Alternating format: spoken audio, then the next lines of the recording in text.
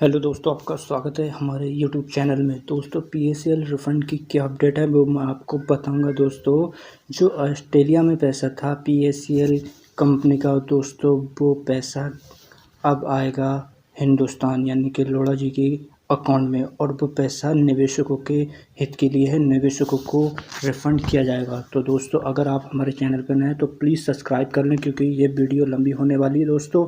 और इस चैनल पे पीएसएल की सभी अपडेट आपको मिलती रहेगी। तो दोस्तों, क्या अपडेट है वो मैं आपको बता रहा हूँ। दोस्तों, ऑस्ट्रेलिया के फेडरल कोर्ट में जनलोक प्रतिष्ठान की क्लास एक्शन द्वारा सुरक्षित पीसीएल फंड के पीएसएल निवेशकों की धन वापसी के लिए भारत में दोस्तों खबर बहुत खुशी की है कि बड़ी मेहनत से जनलोक प्रतिष्ठान की द्वारा हुई कानूनी कार्रवाई के कारण ऑस्ट्रेलिया में फंसी पीएसएल की धनराशि 14 दिनों में संबद्ध निवेशकों के खाते में फिर से हस्तांतरित करने के लिए उसमें लोढ़ा जी की कमेटी यानी कि लोढ़ा कमेटी के खाते में डाला जाएगा। दिनांक 3 जून 2020 को ऑस्ट्रेलिया के फेडरल अदालत द्वारा पारित आदेश के अनुसार इस धनराशि को उपयोग पीएसएल निवेशकों को लौटाने के लिए किया जाएगा। दोस्तों, वर्ष 2015 में श्रीमती कदम मुंबई में एसटीएसी न्यायालय चलाने वाली पीएसएल विरुद्ध सेबी केस में उपस्थित थीं। उस समय उनकी समक्ष में ये बात आई थी कि उस समय पारित आदेश चाहे निवेशकों के हित में था, लेकिन इसमें इस बात की प्रॉब्लम संभावना थी कि लोगों को न्याय मिलने के विलम्ब होगा और लोगों को किसी समस्या की ओर से ध्यान नहीं दिया जाएगा। उसी समय श्रीमती कदम उनके सहयोगियों ने इस बात को भांप लिया कि सही रूप से उन निवेशकों की ओर से संतुलित रूप से कार्रवाई करने की बड़ी आवश्यकता है। सच कहा जाए कि पीएसएल के गरीब तथा मध्य वर्ग के निवेशकों के इकट्ठा करना बहुत ही बड़ा कठिन मुश्किल थी। इसका कारण यह भी कि उन लोगों में से कई लोगों को यह भी पता नहीं था कि कानूनी कार्रवाई किस तरह की जाए। साथ ही विषय में कई कार्य संगठित थी और किसी के पास किसी तरह की कोई जानकारी नहीं थी। जनवरी 2016 में जनलोक प्रतिष्ठान की ओर को ऑस्ट्रेलिया के एक विशेषज्ञ तथा अनुभवी वकील श्री नोवल कोवनर के द्वारा यह जानकारी प्राप्त हुई कि भारत के छोटे छोटे निवेशकों का पैसा लगाकर ऑस्ट्रेलिया में एमआईआई रिसॉर्ट खरीदा गया है। इस रिसॉर्ट को बेचकर लगभग $147 की धनराशि वसूली हुई है, जो जल्द ही लौटाई जाएगी। लेकिन पीएसएल निवेशकों का पैसा सुरक्षित रखने के लिए तथा उसे लोगों को लौटाने के लिए आवश्यक कार्रवाई करना बड़ा ही कठिन काम था, लेकिन उसके बिना कोई चारा भी नहीं था। दोस्तों, ये वीडियो काफ़ी लंबी होने वाली है, क्योंकि 8 पन्नों में है। दोस्तों, मैं 8 पन्नों का तो आपको नहीं सुना सकता, कुछ आपको बता सकता हूं। दोस्तों, अगर आप हमारे इस चैनल पर नए हैं तो प्लीज़ सब्सक्राइब ज़रूर कर लें। दोस्तों, जुलाई 2018 में न्यायालय पारित करते समय ऑस्ट्रेलिया के फेडरल न्यायालय ने इस बात को स्पष्ट किया था कि श्री कोवन तथा उनके पश्चात जनलोक में सेबी के संपर्क स्थापित किया था। श्री कोवन ने इस बात पर अधिक जोर दिया कि पीएसएल की संपत्ति ऑस्ट्रेलिया में इधर उधर होने का रोक लगाने के लिए उन प्रकरण का निपटारा जल्द ही से जल्द होना चाहिए। इस दृष्टिकोण में सेबी को यह भी बात बताई गई थी कि यदि वे इस विषय में असफल होते हैं तो ऑस्ट्रेलिया में जनलोक समूह के द्वारा कानूनी कार्रवाई की जाएगी। दिनांक 4 अप्रैल 2016 को जनलोक ने सेबी को एक पत्र लिखा, जिसमें उन्होंने ऑस्ट्रेलिया में पीएसएल की $147 की धनराशि पर रोक लगाने के लिए आवश्यक कार्रवाई करने के लिए सेबी से गुजारिश की। इसमें पूर्व वर्ष 2016 में निवेशकों की ओर से जनलोक प्रतिष्ठान के द्वारा उनके प्रतिनिधित्व किए गए, लेकिन उन्हें इस बात का आश्चर्य होता है कि पीएसएल निवेशकों का पैसा वापस लाने के लिए कानूनी कार्रवाई करने के लिए सेबी ने साफ शब्दों में इनकार किया था।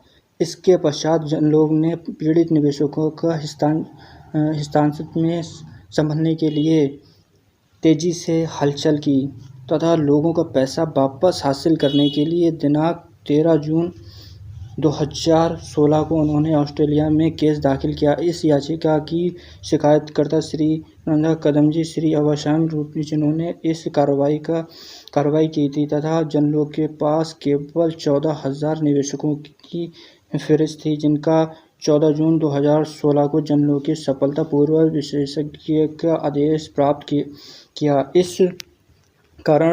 इस कारण पीएसएल के निवेशकों के लिए लगभग $147 की धनराशि ऑस्ट्रेलिया के न्यायालय ने ट्रस्ट के खाते में रखवाई।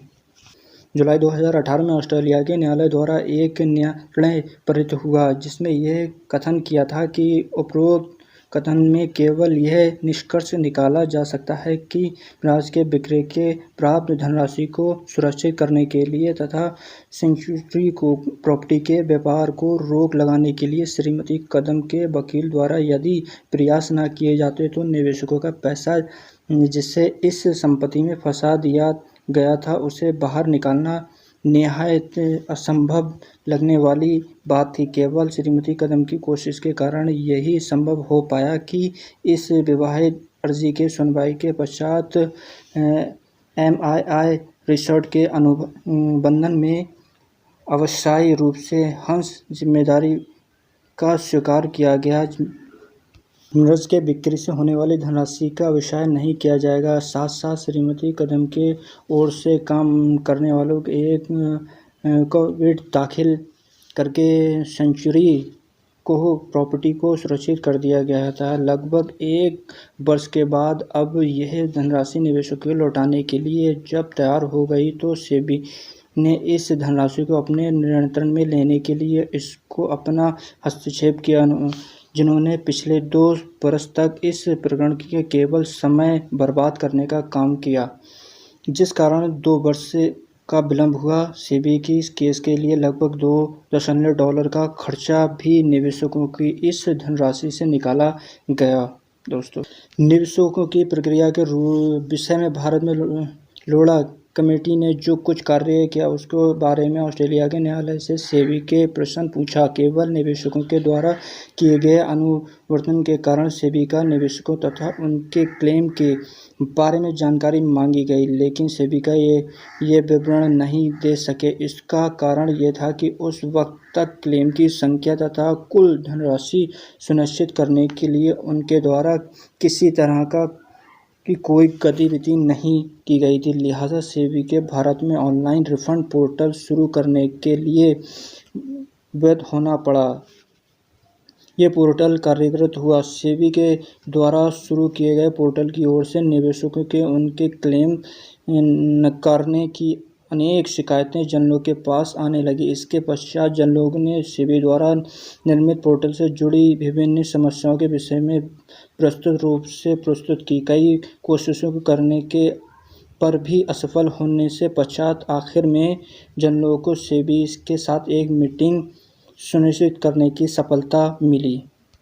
ये मीटिंग BKC मुंबई में सेबी के कार्यालय पर हुई जिसमें उनको समस्याओं पर विचार किया गया। इस समय उन समस्याओं को सुलझाने का वादा भी सेबी ने किया, लेकिन इसमें पश्चात लंबा समय बीतने पर भी सेबी ने इस विषय में कोई प्रत्यंत नहीं किया। इसी कारण के जनलोक ने ऑस्ट्रेलिया के न्यायालय में 8 हलफनामे दाखिल किए जिसमें इस प्रकरण की गंभीरता तथा सेबी पोर्टल के विषय में समझने उनके आने वाली विभिन्न समस्याओं के विवरण प्रस्तुत किया था, लेकिन सेबी द्वारा आज तक उन समस्याओं को सुलझाने के लिए किसी तरह का कोई प्रयास नहीं किया गया। इस विषय पर सेबी ने ऑस्ट्रेलिया के न्यायालय में यह कहकर इस बात को उठा दिया कि निवेशकों की जो समस्याएं प्रस्तुत की हैं वे काफ़ी लंबी चौड़ी हैं तथा यह परेशानी जो केवल कहानी है। तो उनके जवाब में सेबी ने यह कथन भी किया था कि उन्होंने निवेशकों को इस बात के लिए अवसर भी दिया था कि वे क्लेम की हुई गलतियों को सुधार दें जिन्हें दाखिल करने पर जिनके जांच पड़ताल नहीं की गई थी।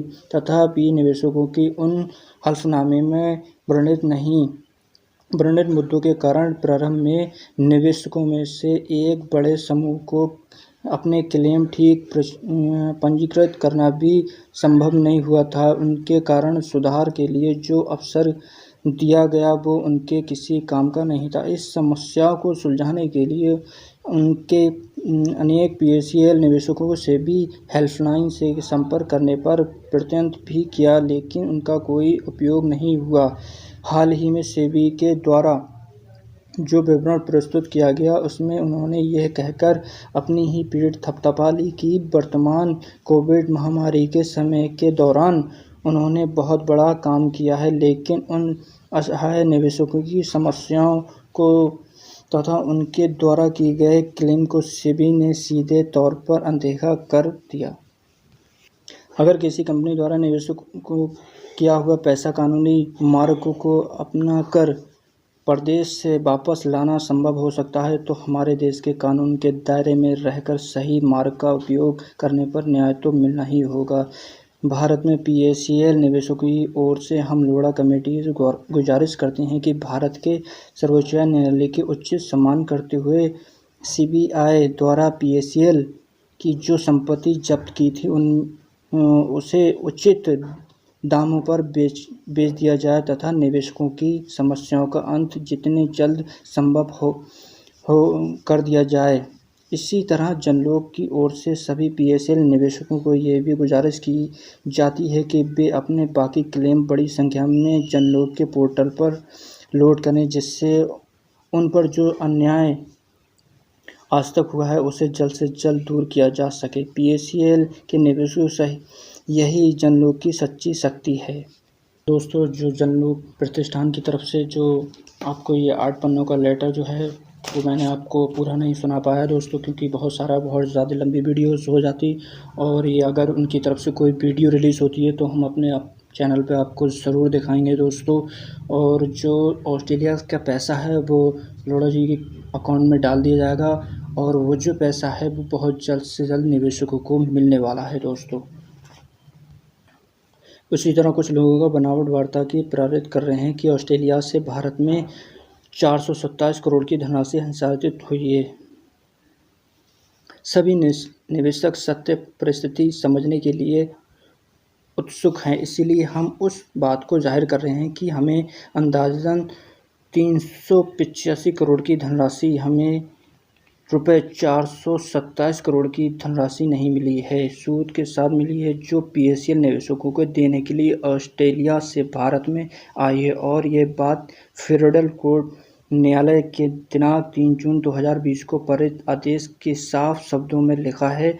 उपरोक्त कथन के अनुसार जनलोक के द्वारा जो लड़ाई प्रारंभ की थी उसे आगे बढ़ाने के लिए सुनंदा कदम के नेतृत्व में मुख्य श्रीमती अवसाहेब स्वरूप श्री